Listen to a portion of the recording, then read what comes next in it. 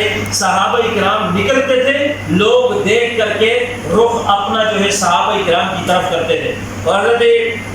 ان کے اخلاق بھی ایسے تھے۔ حضرت امیر معاویہ رضی اللہ عنہ کی حوالے سے ایک بات عرض کر دوں، آج کل چونکہ ہمارے ایک گلگت بلتستان میں حضرت امیر معاویہ رضی اللہ عنہ کی گستاخی ہوئی، ان کے والد کی نعوذ باللہ گستاخی ہوئی، صاف کہا گیا کہ امیر معاویہ رضی اللہ عنہ نعوذ باللہ اللہ عنہ وہ صحابی ہیں جن کے متعلق روایات میں آتا ہے حضرت امیر معاویہ رضی اللہ تعالیٰ عنہ نبی علیہ الصلوۃ والسلام کے پاس غسان کا ایک شہزادہ آیا، اور اس نے آ کر کے حضور علیہ السلام سے مسجد نبی میں کہا، یا رسول، کہا کہ میں کچھ تحائف آپ کے لیے لایا ہوں، آپ میرے ساتھ کسی اپنے غلام کو بھیج دیں، وہ جا کر کے مجھ سے تحائف لے آئے۔ حضور علیہ السلام نے اس نیت سے تحفے قبول کیے کہ یہ اسلام کی طرف راغب ہو جائے گا، مسلمان ہو جائے گا۔ آپ علیہ الصلوۃ والسلام کی جو ہر وقت کوشش ہوتی تھی میرا ایک ایک امتی جہنم سے بچ کر جنت میں جا جائے،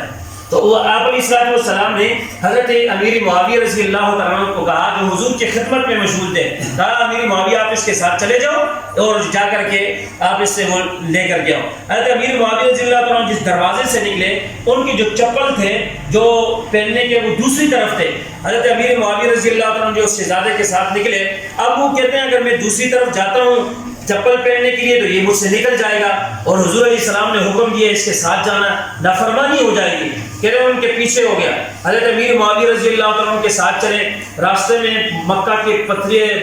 مدینہ اور عرب کے اندر جو ہے وہ پتھر نماز، جو حضرات گئے ہیں وہاں عمرے کے لیے حج کے لیے وہ جانتے ہیں اس بات کو کہ وہاں کے پتھر بڑے نوکیلے ہوتے ہیں، اس سے پاؤں زخمی ہو جاتا ہے۔ حضرت امیر معاویہ رضی اللہ عنہ ساتھ پیدل، وہ گھوڑے پر سوار جا رہا ہے، یہ پیدل جو ہے بھاگتے ہوئے جا رہے ہیں۔ راستے میں امیر معاویہ رضی اللہ عنہ شہزادے سے کہنے لگے، اے شہزادے میرے پاؤں زخمی ہو رہے ہیں، جوتا بھی نہیں پہنا ہوا ہے، ایسا کر لے آپ مجھے اپنے ساتھ سواری پر سوار کر دیں۔ اس نے کہا نہیں، میں تو بڑا آدمی ہوں، میں آپ کو اپنے ساتھ کیسے سواری پر سوار کر دوں؟ انہوں نے کہا اچھا مجھے سواری پر سوار نہیں کرتے، ایسا کر لیں اپنے جوتے مجھے دے دیں تاکہ میں پہنوں، میرے پاؤں زخمی ہوں۔ انہوں نے کہا نہیں، میں شہزادہ ہوں، تو ایک غلام ہے، اس غلام کو میں اپنے جوتے کیسے دے سکتا ہوں؟ حضرت امیر معاویہ رضی اللہ عنہ چلتے چلتے اس مقام تک پہنچے، اس نے تحائف دیے، واپس آئے، واپس آنے کے بعد آپ صلی اللہ علیہ وسلم سے کہنے لگے، سب واقعہ سارا نقل کیا۔ حضور علیہ السلام نے ایک جملہ فرمایا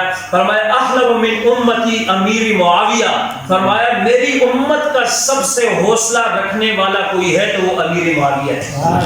اس کے 34 سال گزرے، غالباً 34 سال کے بعد جب امیر معاویہ رضی اللہ عنہ کی حکومت آئی، آپ نے لشکر بھیجا غسان کی طرف، وہی شہزادہ اس کو گرفتار کر کے رسیوں میں بندھا ہوا ہے۔ حضرت امیر معاویہ رضی اللہ عنہ کے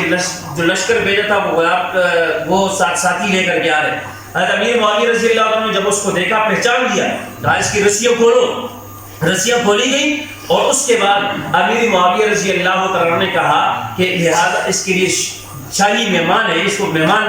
جو شاہی دسترخوان ہے اس کا مہمان بنایا جائے۔ 1 مہینے تک اس کی مہمان نوازی کی گئی، عام دسترخوان نہیں سے بلکہ شاہی دسترخوان پر اس کی مہمان نوازی ہوئی۔ 1 مہینے کے بعد حضرت امیر معاویہ رضی اللہ عنہ نے 10,000 دراہم دیے، کہا یہ لے لو اور چلے جاؤ اپنے گھر۔ وہ شہزادہ حیران ہوا، بھائی میں قیدی بن کے آیا ہوں، 1 مہینے تک مجھے بادشاہ کے دسترخوان پر کھلایا پلایا گیا، ابھی ساتھ پیسے بھی دے کر کے عزت سے رخصت کیا جا رہا ہے، کتنے اخلاق والے لوگ ہیں، کیسا کردار ہے۔ وہ واپس ہوا، اس نے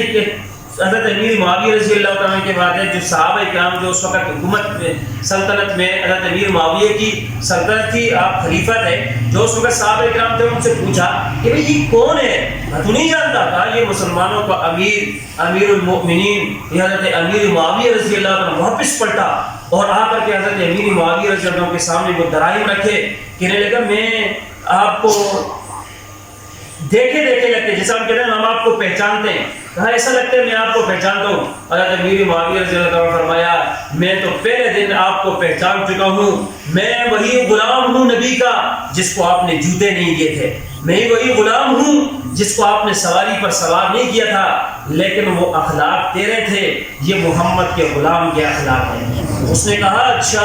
محمد کے غلام کے اخلاق اتنے اعلیٰ ہیں، اس آقا کے اخلاق کا کیا عالم ہوگا؟ کہا مجھے دراہم نہیں چاہیے، میں تو آپ کی تربیت میں آنا چاہتا ہوں، ہاتھ بڑھائیے، میں بیٹھ کر کے کلمہ پڑھ کے مسلمان ہونا چاہتا ہوں۔ وہیں پر کلمہ پڑھے اور مسلمان ہو گئے۔ ہمارے تبلیغی بھائی حضرات آتے ہیں یہ مسجد